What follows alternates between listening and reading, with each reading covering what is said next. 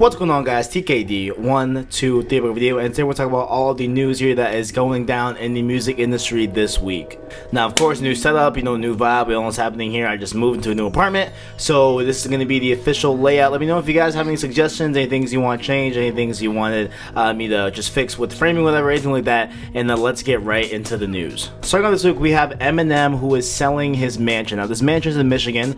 I assume maybe it's around the amount, who knows, probably not. And he purchased it back in 2003 for $4.75 million, which was a ton. And now it is currently on the market. Actually, not even on the market. Weirdly, it's on Craigslist, which I'm like, why would you sell a house on Craigslist? But beside the point, he's selling it on Craigslist, and it is now at $1.99 million, so just about $2 million. And you could see obviously from the price comparison, it's under half of what he paid for initially back in 03. Now, of course, different market. Of course, it was a crash of a weight that we can all attribute to that. But he's definitely taking a loss here on this home. And this home is no slouch. It has 17,000 square feet. It's got waterfall. It's got tennis courts. It's got all of the crazy things that you would imagine Eminem's luxurious mansion would have. And if you have $2 million laying around, you could even own this house in Michigan. So feel free to look at those those listings if you'd like. Next up here, of course, what is a news episode without talking about Drake? Obviously, Drake, a big, huge deal. Clearly, has been, and even here, it even stretches back a lot more than one might think. So a few weeks ago, we discussed, his streak, on the Billboard Hot 100, and that it was absolutely insane. We did it semi-recently, but so happens, this week, that streak ended. Now, the streak lasted for 430 weeks and spanned over 8 years long, and it is the amount of time that he spent on the Billboard Hot 100 in a row, right? Just weeks on end, and he lasted 430 weeks, 8 years, and this week it ended, sadly. So right now, if you look at the Billboard Hot 100, you will not see Drake on it, which is super surprising, super crazy. It's been on, he's been on it since 2009, which even at that, regardless of whatever you think, that is an incredible feat. That's insane to achieve. And his whole response to this, right? Because a lot of people were throwing hate, a lot of people were saying their things, but his only response was, expect me to come back 500 straight weeks strong. And that is exactly the spirit I would love to see Drizzy Drake have. So props up to Drake, regardless of him ending it. What an amazing ride. Next up here, we have a story coming out that is absolutely insane. Let's just get right into this, right? So there was a church gathering, right? A nice church, regular Wednesday night gathering at St. Eugene Mazenod Church, and there was a regular procession happening Wednesday night. And apparently someone left the podium and left the mic unattended, and two, well-dressed gentlemen kind of crept their way up to the stage, got on their phones, and played XXXTentacion's Look at Me track over the microphone. And yeah, they blared this track at church, the one that says, can't be, can't get my dick in my pants, that song. They blared that in church, and one of them got arrested. So he is facing mischief on a religious property, obviously, and so the other person is currently at large. They have no idea where he's at. They don't know, if he's still on the loose, whatever. They have no idea. He has not been arrested, whatever. But one kid has been charged with that charge as well. And a couple emails even fled in from people that were at the service, and they were saying that this completely shook our community, all this crazy stuff. And that's just a crazy story. And a little funny tidbit, not even funny tidbit as well. That song, Look at Me, XXXTentacion song, that is his first platinum he's ever had in his life. That is the first platinum, so definitely a good song. It's it's got a good beat, whatever. But don't play it in church, kids. What you doing? Come on. Next up here on the dock, we have Chris Brown announcing his double album that we talked about a few weeks ago. This album is going to be over 40 tracks. It's going to be insane. A lot of content on there, definitely. And he announced the full release date of Heartbreak on the Full Moon. It's coming out respectively on October 31st. So definitely check out that if you're into that type of stuff. I'm definitely going to check it out. What I'm saying? I'm not really too fond of it being 40 tracks long. What I'm saying? I would rather him stagger that release. But hey, he's going to put it out October 31st. I'm sure there will be plenty else to talk about then. Next up, we have a story coming out of Meek Mill's camp, and it is the story about how he dodged a felony by doing something that a lot of people are arguing that isn't really that big of a deal. But let's get right into the details of the story. So apparently how the story goes is that it was late at night. There weren't any people really around. There was cops around, if anything, and cops saw this partake, right? But he was on a dirt bike, and he popped the wheelie for 10 seconds.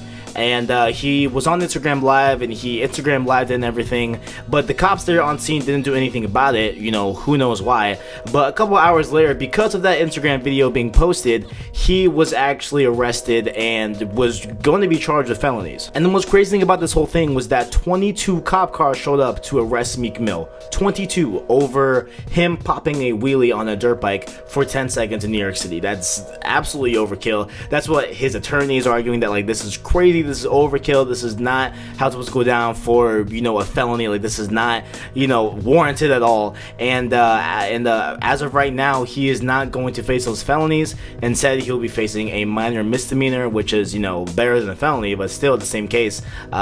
Some people argue that's been unwarranted. Let me know in the comments below. Do you guys think that like this is warranted? Do you guys think Meek Mill should be punished for this? Let me know in the comments below. And another story here, moving on, we have another saga into the ongoing Lil Wayne dilemma of the Carter 5. We all know the struggle between him and Cash Money has been going on for years now, and he was actually on a phone interview with Q93, and they took a second to talk about the Carter 5. And I just want you to read this quote here. He says, quote, "Of course you're going to see the Carter 5, Weezy said. I just don't want to put it out the wrong way. Honestly, I can do what I want at any time. The fans deserve it to be right, and that's how it's going to be. I'm gonna make sure it's right. I can drop whatever I want to drop. That's why I keep dropping whatever I want to drop, but I'm not gonna give the Carter 5 the wrong way."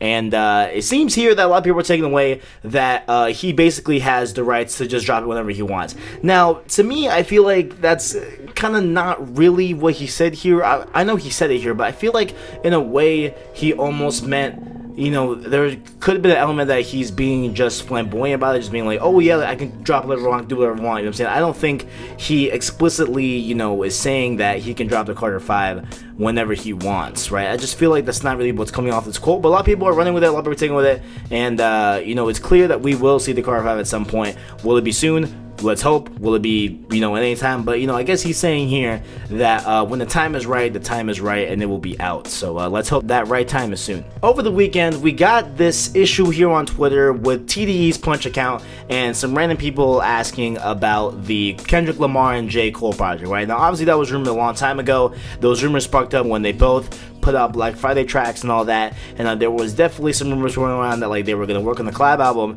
So how this whole thing went, you know, like really went down was a man says, quote, "Man, forget about that. When Cole and K Dot dropping that joint project?" Punch TDE replies, "Probably never." Then he responds a little bit a few hours later saying, "I was just playing about that Dot and Cole joint. It's coming for sure. Maybe, I don't know. It might happen. Probably. Actually hit them."